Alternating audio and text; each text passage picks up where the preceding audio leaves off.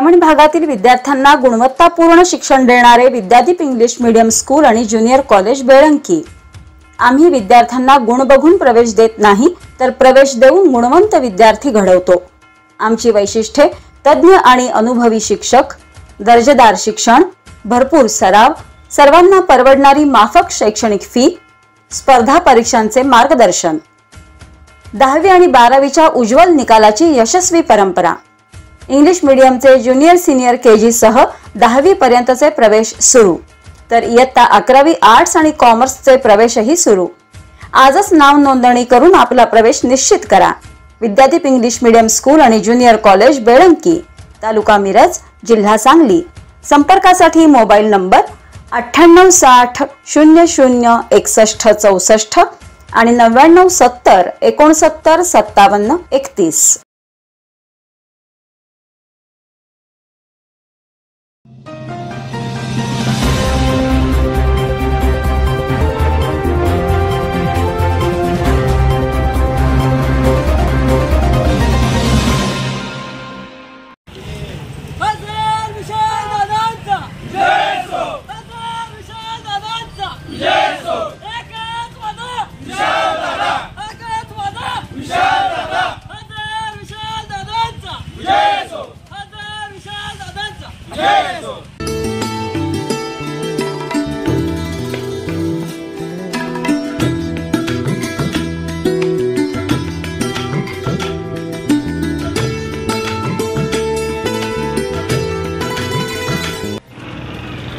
आज लोकसभा निवडणूक 2024चा सांगली लोकसभेचा निवडणूक निकाल लागला। खासदार विशाल पाटील हे आज अत्यंत बहुमताने निवडून आले।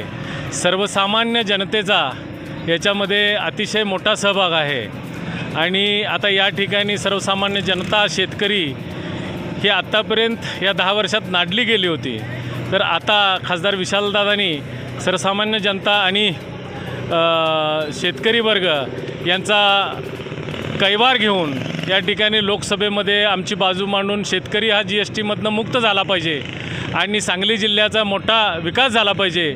त्याचबरोबर या ठिकाणी विशालदादांना माननीय अजितराव घोरपडे सरकार आणि विलासराव जगताप साहेब या दिग्गजांनी फार मोठा पाठिंबा दिला, त्यामुळंच हे शक्य झालं। विशालदादांचं धाडस झालं लोकसभेला उभं राहायचं।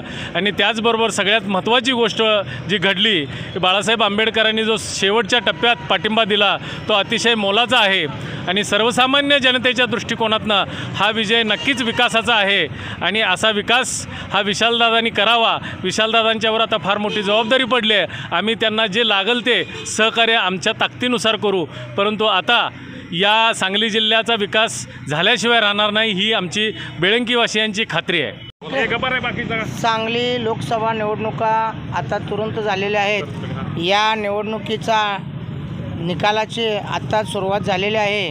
त्यामध्ये या लोकसभेचे उमेदवार विशालदादा पाटील हे सांगली लोकसभा मतदारसंघातून अपक्ष उमेदवार म्हणून लढवत होते आणि या विशालदादाच्या मागं अनेक सर्वसामान्य लोक, तसेच अनेक राजकीय पक्ष, अनेक हितचिंतक त्यांच्या पाठीशी होते। या निवडणुकीमध्ये सलगरमधील जनतेनं सलगरमध्ये विशालदादांना बहुमत देऊन त्यांना जे आपला मताचा कौल दाखवलेला आहे त्याबद्दल प्रथम मी सलगरमधील मतदार बंधू भगिनींचा आभार मानतो।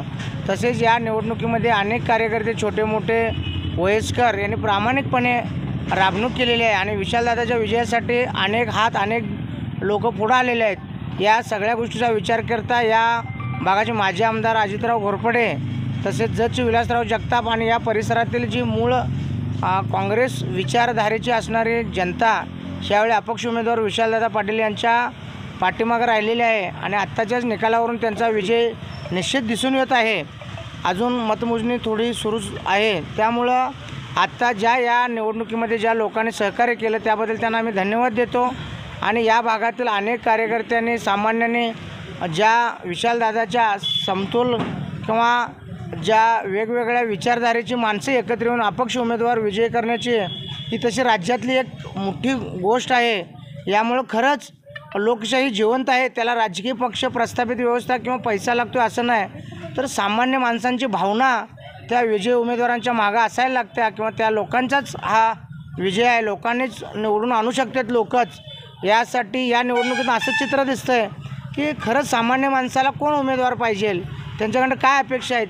ह्या निकालावरून असं स्पष्ट दिसतं आहे की सामान्य माणसाला जे पाहिजे अशा विशालदादा पाटील यांच्या पाठीशी राहण्याचा लोकांनी निर्णय घेतलेला आहे. आणि अजून निकाल पूर्ण हाती आला नाही, पण 100% मला आता या सगळ्यांना वाटायला की एक 200-300 मतं तर सलगरमध्ये 100% विशालदादा लीड जातील. त्याबद्दल मी सलगर आणि सलगरच्या परिसरातील इतर गावातील लोकांचा, मतदार बंधू भगिनींचं एक त्यांचा प्रतिनिधी म्हणून मी आभार मानतो आणि त्यांना विजयासाठी शुभेच्छा देतो. मग तुम्ही बोला. याबरोबरच हे बातमीपत्र संपले. पुन्हा भेटूयात पुढील बातमीपत्रात. तोपर्यंत नमस्कार.